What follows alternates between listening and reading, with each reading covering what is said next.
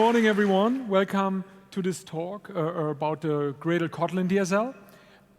My name is Hans Doctor. I'm the founder of Gradle, and I want to give a little background and history around that whole effort. Right? So, a main objective for me when I started writing the first line of codes for Gradle 10 years ago was to allow build authors to provide fully declarative models so that their developers can solely describe the what of their software projects. What are my sources? What are my dependencies? Etc. Right? So, and the declarative elements then automatically create the how, for example, by adding all the necessary Gradle tasks and whatever is necessary. Right? And we picked Groovy as our internal DSL language at this time, as it had all the capabilities to provide an extensible DSL for highly declarative builds, right? In contrast to Java, which was the only other option. So, but, oops, that was wrong. Here we go. But there was quite a bit of naivety around tooling support on my side, right? It was kind of an afterthought, and I primarily hoped, right, that the Groovy ecosystem, including the IDE vendors, will somehow provide a solution. But due to the dynamic nature of Groovy and the metaprogramming, this is a very, very tricky problem, as Andre also mentioned in the keynote this morning, and it was never solved. And I also didn't fully realize initially the impact missing tooling had on that whole vision of rich declarative models. Without the tooling support, those models are hard to configure for developers and hard to refactor and evolve for build authors. Right? With hindsight, that might have been obvious, more obvious, but that was something we underestimated. Right? And this has led to a lot of non-idiomatic Gradle build scripts and a user experience that was not what it should have been. And there was no obvious solution, right? So we were kind of stuck, right? And then JetBrains and Gradle were booth neighbors at JavaOne 2015, and they gave me an introduction to Kotlin, and I was super impressed, right? And immediately saw the light at the end of our tunnel when it comes to our DSL approach and tooling support. And there was a lot of work in front of us and technical risk, but we had a fantastic partnership, right, with the JetBrains engineering team and our engineering team to overcome those, and the result is amazing, right? So I have no time to do coding nowadays, but the Kotlin DSL project was so important and also emotionally important for me that I could not help myself to get really pretty deep into Kotlin, and I migrated personally the majority of our 70,000 lines of Gradle build logic that we use for building Gradle itself to Kotlin, and it was a great experience. And Kotlin is the language, right? I would have loved to had available when I was a software engineer, and I realized what a wonderful craft software engineering is with a platform like that.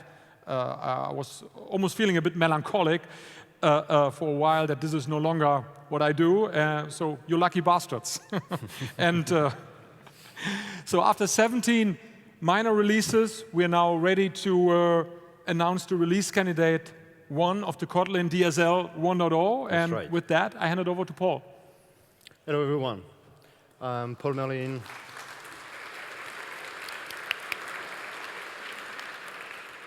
So I'm Paul, working at Gradle, and I will talk about the Gradle Kotlin DSL. We'll go look at what is Gradle in a nutshell to make sure we all have the same understanding. Then talk a bit about type-safe build logic, like the why, the how what makes it possible, and try to migrate some Groovy build scripts then take a step back, talk about performance, and wrap up. So what's Gradle? Gradle is a general-purpose build automation tool, JVM-based, implemented in Java, open source. And it covers lots of ecosystems, from the JVM ecosystem to Go, Python, JavaScript, you name it. A few figures, so it's more than 6 million downloads a month.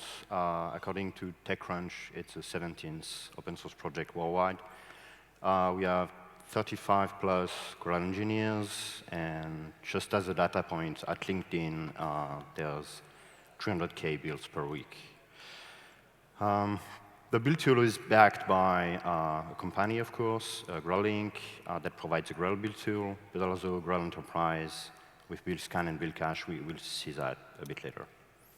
And we are hiring, so if anything you hear from now on sounds like a great problem to solve, talk to us. The build tool in a nutshell. So in Gradle, you write build scripts to describe your build logic. Now it's either in Groovy or Kotlin. And what comes out of those build scripts is configuration of tasks and then their execution. And Gradle is the engine that drives this for you, doing amongst other lots of things, dependency resolution, being between tasks or for external artifacts and so on. And one of the key points is also work avoidance, like avoid doing something that was already done by up-to-date checks and things like that. So we have this engine, and then on top of that, we have plugins, right? We have core plugins that are provided by Gradle for Java, Jacoco, Maven, for example, publishing. And lots of community plugins, starting with the Kotlin plugin, but Android too, and so on. What those plugins do is contribute reusable and configurable Gradle tasks and Gradle extensions. And all those are basically models that plugins contribute to your build logic. And you configure them in build scripts using a DSL. That's just a simple example of a Java library where the Java library plugin contributes the API implementation configuration, so you can add dependencies and Java compile tasks. Makes sense. For a C++ native application, it will be a bit different. You get a different model you can configure, like the tool chains, for example. OK, so Hans said we went towards using Kotlin mainly for the type safety. But I will explain a bit why. The main point is developer experience. That's the main driver for that change. Developer experience while authoring build logic, and also while troubleshooting build issues. It all comes down to a great IDE support. So when you are actually authoring build logic, you get help from the IDE to understand what's happening, what a build is doing, and so on. And also less surprises at runtime, because with statically typed language, you have way more checks at compilation time. And then the IDE can surface them, and you don't have to, try something, run, fail, go back, try again. So it's a shorter feedback loop. And last but not least, it also avoids the performance impact of dynamism. We don't think about this so easily, but dynamism at runtime has a cost, too. So that's why Gradle did meet Kotlin, the language, which has type safety, null safety, great tooling and IDE support. You can go to that URL if you want to learn more. OK, so let's look at what a build written in Kotlin look like. So in Gradle, you have those Gradle build files.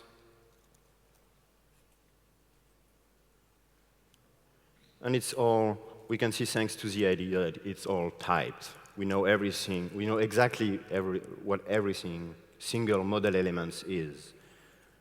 We know that this compile Kotlin task is of type Kotlin compile, for example.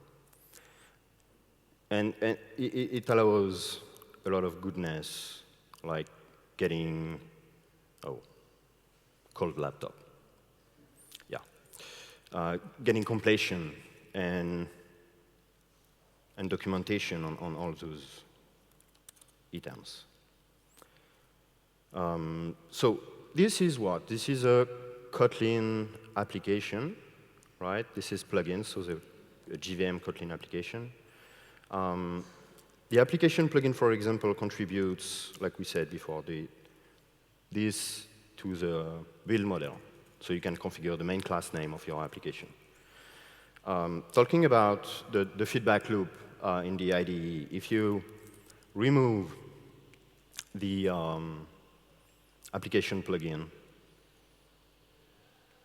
yeah, something happened. In Groovy, nothing will happen in the IDE, right? So what's happening here? IntelliJ is telling me on the bottom that the Gradle project needs to be re-imported. Okay. But there's also something on the top that says that the dependencies of that script changed. Okay.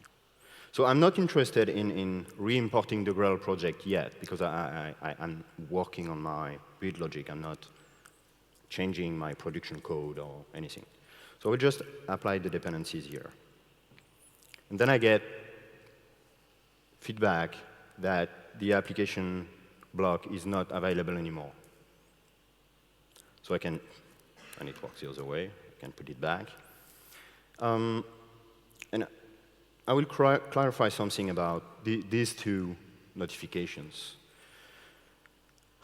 Script dependencies are intended to be cheap to calculate, right?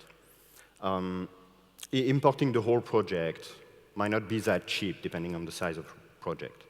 So my advice would be to enable the automatic reloading of scripts. But depending on the size of your project, maybe not enabling auto-import, because it can slow down your IDE while you're working. So now with this thing auto-enabled, we can do the same. And after a short while, we get the feedback very quickly. OK. And then there is this. So let's run the app just for the sake of it. So execute Gradle task. Yeah. Run. All right. Very simple. Hello, KotlinConf.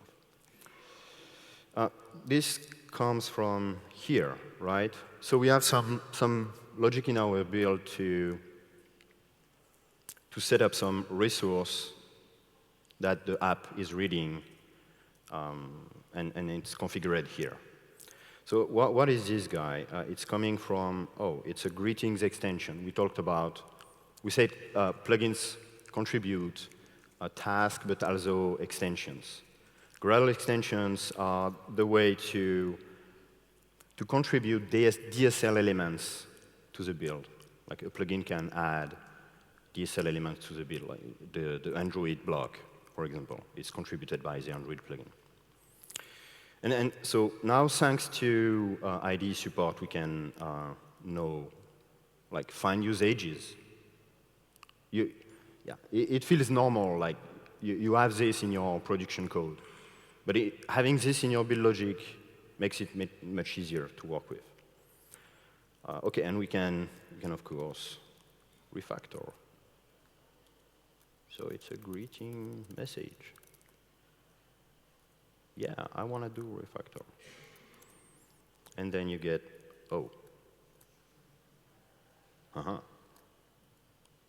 So I guess That's the demonstration effect.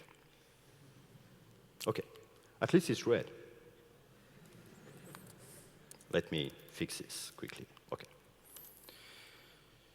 OK, that's it for a quick demo.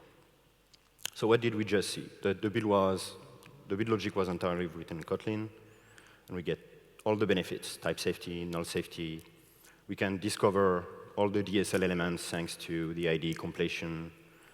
We have access to documentation. We can navigate to sources, right, like that, or Kotlin option in the Kotlin compile task, and so on, and refactorings. Now we look at a bit of how this is possible. The build model in Gradle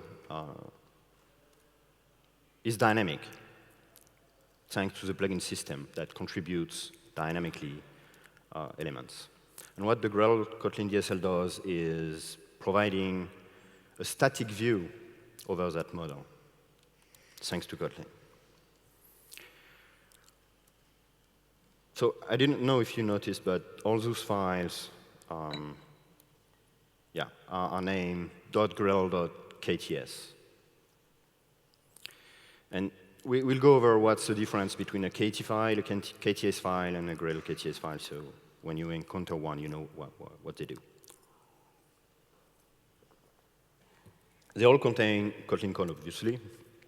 And KT file, you're used to them. They are assumed to be compiled by the Kotlin compiler and then executed by the JVM. KTS file, it's Kotlin script. They are assumed to be executed by the Kotlin scripting support. And Gradle KTS file are different. They are assumed to be hosted by Gradle, because Gradle builds on top of the Kotlin compiler, the Kotlin scripting support, and then it adds some more things on top of this. So the first thing is, obviously, we have the Gradle Kotlin DSL in the class path. That is the Gradle API plus the Kotlin DSL. The compilation dependencies of scripts are managed by Gradle. You don't have to declare dependencies like you do in simple Kotlin script. Provides implicit import, the Gradle API, and so on. And there is some tight integration with the IDE to provide a good user experience. Talking about IDE support, of course, IntelliJ Android Studio, it works. But using the Gradle Kotlin DSL in your build won't block people in your team eventually using another IDE, because it doesn't change the fact that the Gradle build will work from the command line, of course, and you can import it in your IDE. You just don't get, you get less goodness. OK, and on top of this infrastructure, the Gradle Kotlin DSL adds some sugar to make the Gradle API more Kotlin-esque, so by providing extensions, basically, and delegated properties to make it easy to work with collections, Gradle properties, and so on. And another aspect which is very important is, we said the Gradle Kotlin DSL provide a static view over the dynamic plugin model of Gradle. It means that we need to dynamically generate static extensions, so you can consume them, like the application block, the Android block, and so on. One important thing to know is that these are calculated right before evaluating the script body. It has some implication that we will see. And of course, we provide some interoperability utilities, because there are plugins in the wild that are written in Groovy and rely on dynamism. And we'll see how to deal with them by migrating some application from Groovy to Kotlin.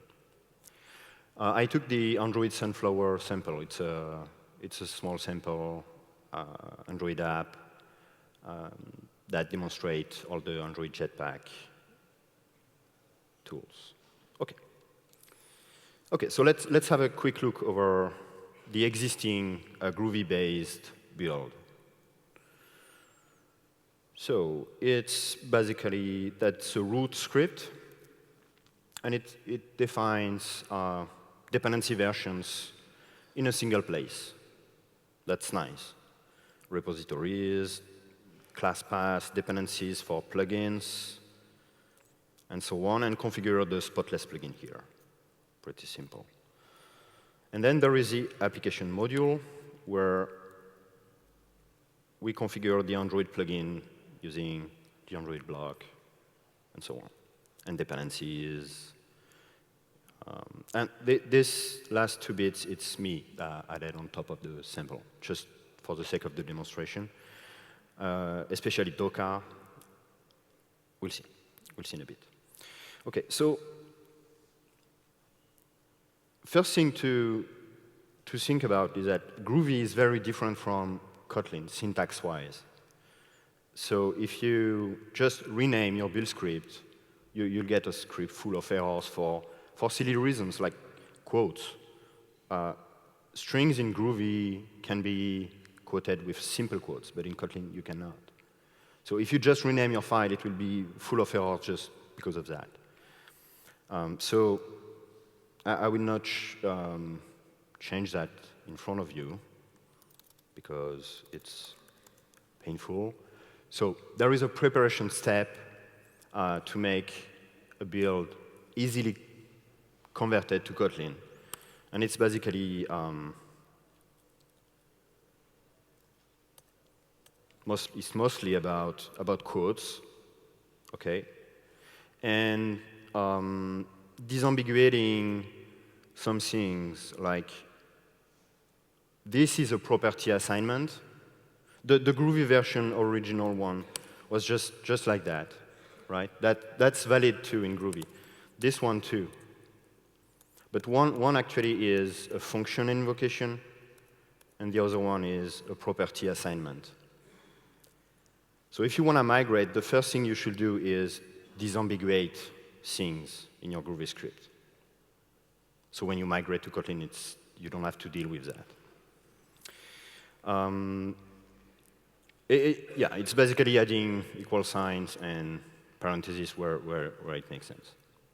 And another thing that changed here is using the plugins block instead of apply plugin. Why is it important? We said earlier that the Kotlin DSL generates Kotlin extensions dynamically, so you can access, for example, the Android plugins block that is contributed by a plugin. If you write apply plugin, something like that, this snippet of code is imperative, and it's actually in the body of the script. So the Kotlin DSL has no chance to generate static Kotlin extensions for you to configure model elements contributed by plugins. I hope it's clear. So preparing your build for conversion is about that. Syntax and making it as declarative as possible. And that means using the plugins block.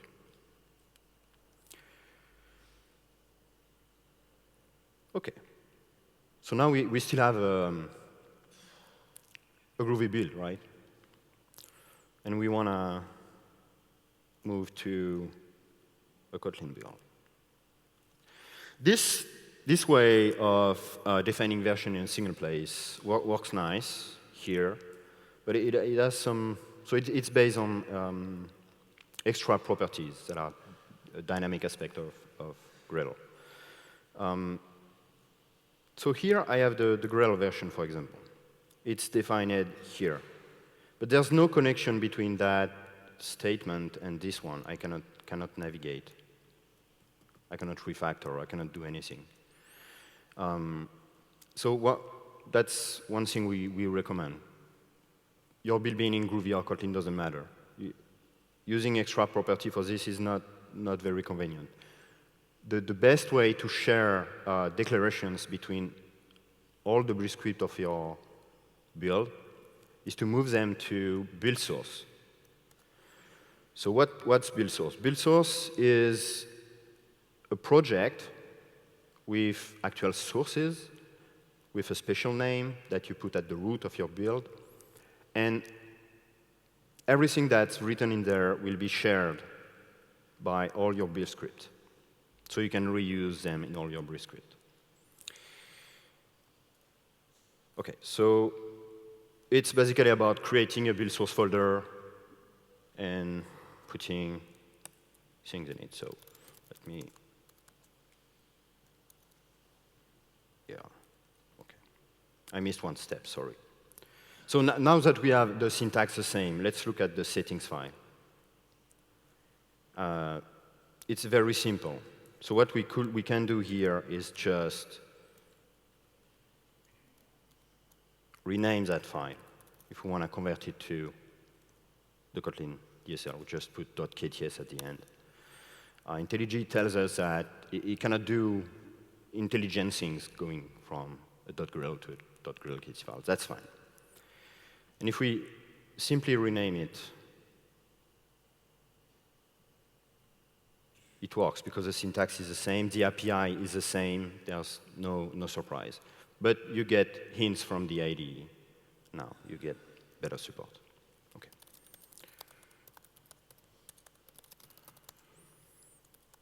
Okay, so I was talking about build source. Build source is just to add build source to your project, you simply create a build, capital S, RC, directory at the root, and put some, it's a build in itself, so it has a settings file and a build.gradle.kts file in this case. And we want to leverage the Kotlin DSL in that build source project. So we have this plugin, the Kotlin DSL plugin, that will allow us to use the Kotlin DSL sugar into our build source. And this also applies to community plugins. They can benefit from it. We'll see that later. OK, so and now the first thing I want to do is move away from these extra properties because they are they don't provide good support for the IDE, and I want to move them to build source. And it will basically be about creating some SRC main Kotlin here. Let me sync the project.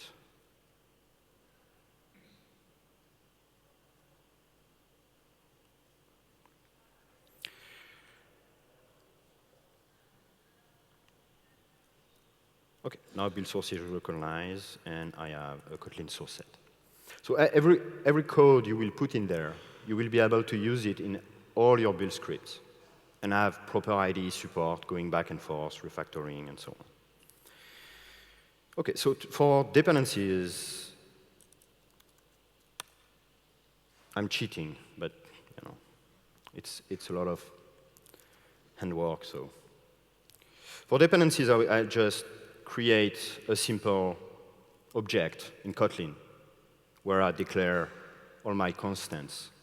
So it's basically moving extra properties that are dynamic to some statically compiled declaration. And then I can use them in my script. It still is Groovy, that script. But I can use them directly. And then I get, oh, interesting. I get a tiny bit of IDE support more, but I cannot go the other way around. OK. OK, now that I've done that, my build has a syntax closer to Kotlin, and the main dynamic thing has been removed. So I can now proceed to actually convert the build. So that I will do it. So it's basically about renaming the file.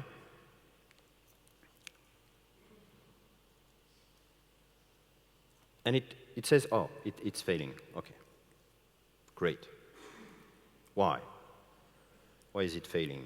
This guy is what? It's a URI. Ah, OK.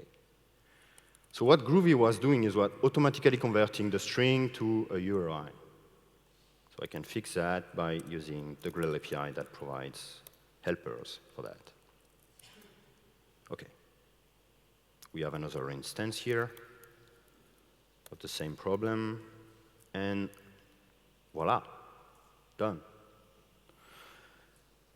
If I didn't prepare like changing the quotes and all that, it would have been very tedious. But here it just had this sole error, this Groovy magic that was automatically converting something. OK, so we are done with the root build script, but we still have one, and it's the main interesting one. It's one from the actual application. So again, we used the plugins block. We did disambiguate property assignments, function invocations, and so on. So I will just rename it. Yeah, I know. OK. Oh. Mm-hmm. Interesting. So it says build configuration failed. There's a lot of red. Run Gradle tasks for more information. I will comply. Execute Gradle tasks.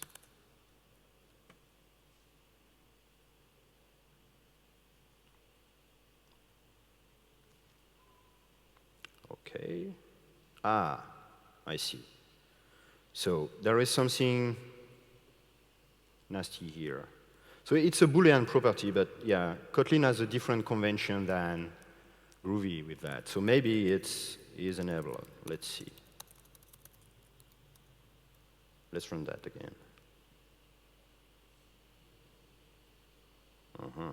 What is the first error?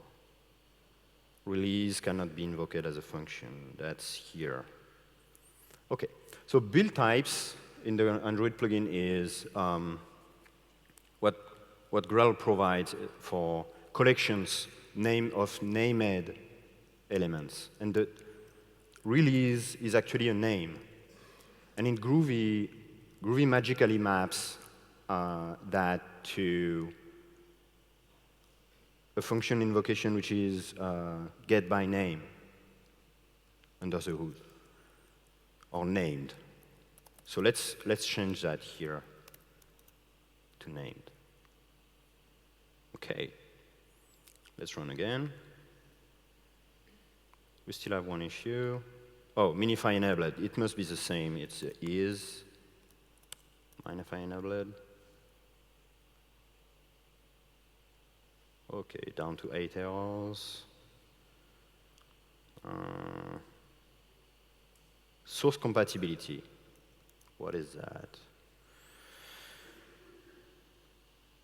So this is a property assignment, but Kotlin is a bit picky about the types of properties. You need to have, especially when they come from a Java interface, you need to have the getter and setter to be the exact same type. And maybe it's not the case. So let's be explicit.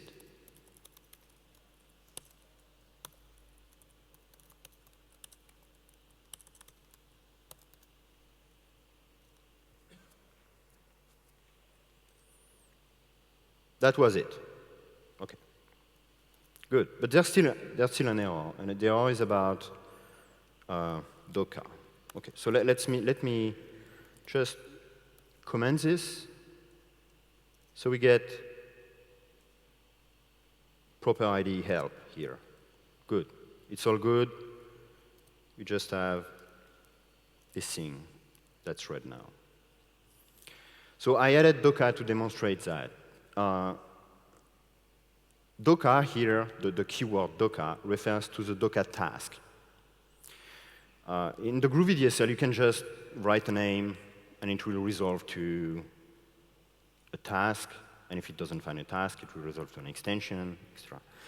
But in the Kotlin DSL, we made things namespaced to be more explicit.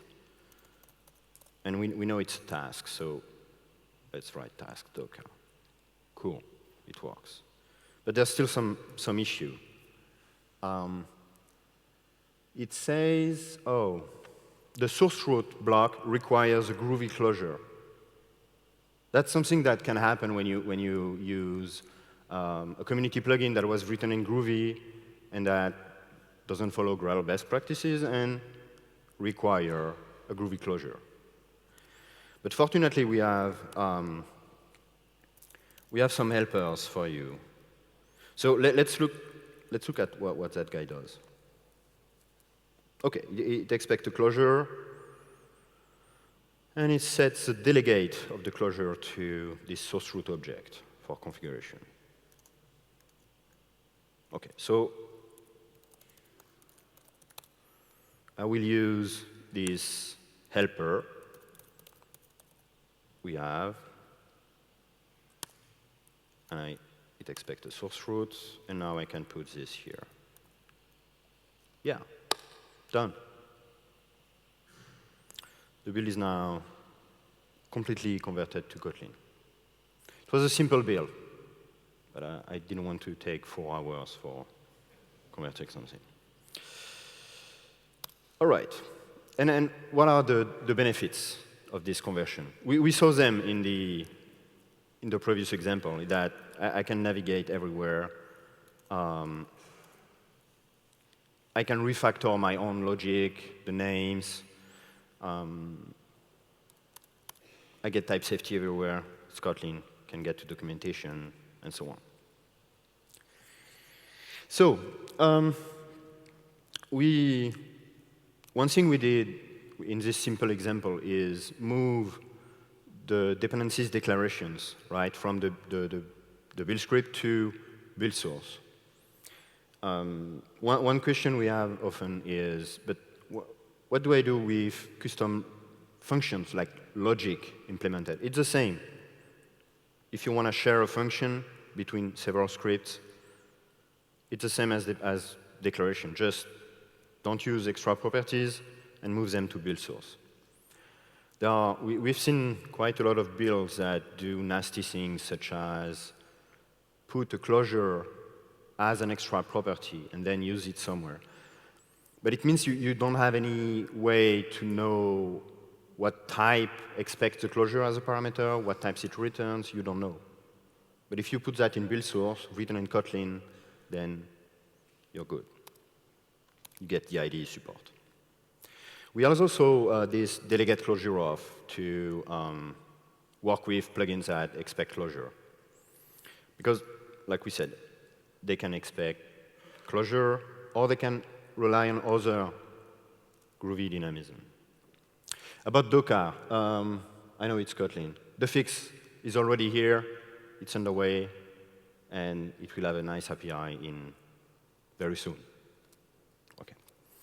So we saw this delegate closure off. You can also use closure off is for when the consuming function doesn't use the delegate.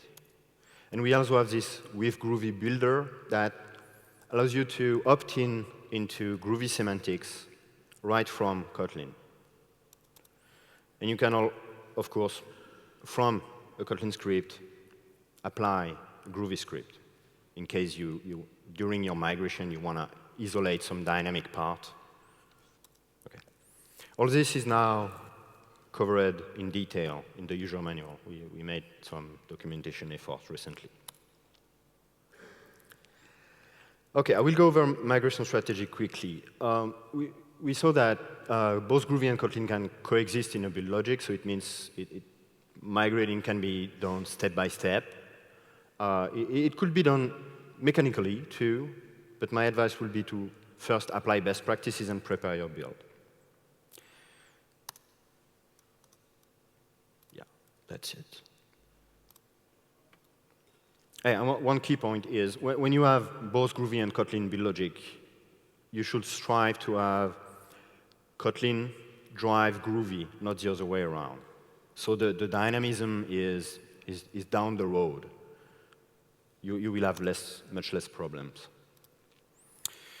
OK, we have a migration guide. And now the whole Gradle user manual have samples in both Groovy and Kotlin. Thank you so much for the community for helping us on that. It was really key. So you can, all over the Gradle manual, switch from Groovy and Kotlin. We don't have much time. This is detailed in the user manual. So let's take a step back. Whether you're migrating an existing build or writing a new one, you should think about organizing your build logic. The first key point is use build source. Use build source, use build source. And use Gradle plugins. You can write your own into build source very easily. And so you can apply them to all the projects that require them, and so on. And this way, you'll get the most out of the Gradle Kotlin DSL. And use the plugins block. Use the plugins block, use the plugins block, use the plugins block. But it's basically about applying the Gradle fundamentals and best practices we've been advocating for years. I know changes takes long in all the community plugins and all that, but yeah, we should, us and the community, move forward that. And then you can profit from the much better developer experience. Speaking of Gradle plugins, plugins contribute to the DSL, so they should do so in a type-safe manner, like not taking an untyped closure, but using typed types, strongly typed types. And if you write your plugin in Kotlin, please think about people using Groovy. So don't expose a method that takes a Kotlin lambda, but use strongly typed types from the Gradle API. So your plugin will be interoperable between Groovy and Kotlin. Or, for that matter, some people are writing Gradle plugins in Clojure, for example. So we have some guides on plugin development about that. OK, I want to say some words about performance. The performance of the Gradle Kotlin DSL is tied to the configuration phase of your build, not the execution phase, right? It's just about configuring the plugin models and so on. So first thing, if the configuration phase of your build takes more than 1 second, please make sure to take the Gradle performance guide. Or like in a few hours, you will bring that down. And if it's still slow, we can help you. Like we have this Gradle profiler tool that profile builds. Send the result to us. We will pinpoint where are the bottlenecks and so on. So talking about the Kotlin DSL performance, we need to compare that to the Groovy DSL. That's the only way we can talk about it. First thing is when nothing changes, when you don't change anything, you just run again, we have a similar performance than the Groovy DSL. For example, this graph comes from a 500 sub-project build configuring Java applications, and it's basically a 100 millisecond gap. That's 2 millisecond hit per project in that scenario. That's not that much. But to be honest, the Kotlin DSL is slower, certain scenario, mostly on first use, when you first check out a project, or when you do change the build logic. We are talking 3.5, roughly, times slower. For that same project, it's a 1 minute gap. That's a bit painful.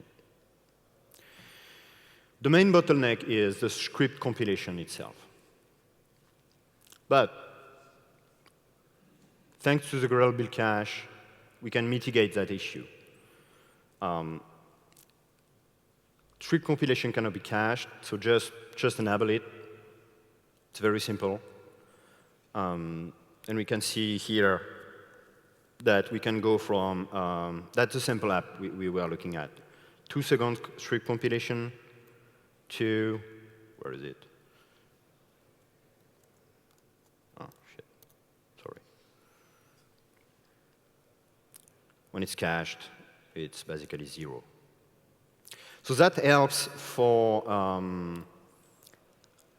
the scenario where you're going to work in the morning and you check out a build and some people did change build logic and you have a CI that populated a cache and you build and you don't have to wait because it will reuse the work that was already done.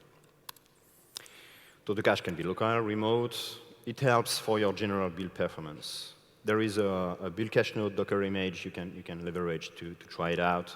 And if you pair it with Gradle Enterprise, you get replication monitoring and all that. That being said, it's slower in some scenarios, but we have some opportunities, we know, to mitigate that performance again. You name it. Parallel script compilation sounds obvious. Faster Kotlin compiler to compilation avoidance, we will look into it soon, and of course some targeted optimization. Again, more than 1 second configuration phase. It's not normal. You should not do that. OK, so we released Gradle 5.0 milestone 1 yesterday, and it includes the Kotlin DSL 1.0 release candidate. And the plan is to have Gradle 5.0 final comes with Kotlin DSL 1.0 final.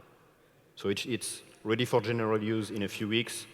So try it out, give us feedback, break it, please, report bugs. I want to say hi to the Kotlin DSL team, Chris Beams and Rodrigo that started the project. And we had some contribution for other people at Gradle. And I would like to thank the community. They have been very helpful and very friendly, providing, working with us, pull request, code review, lots of documentation. OK. We just finished at 0. Don't know if we have time for questions. If we have some questions.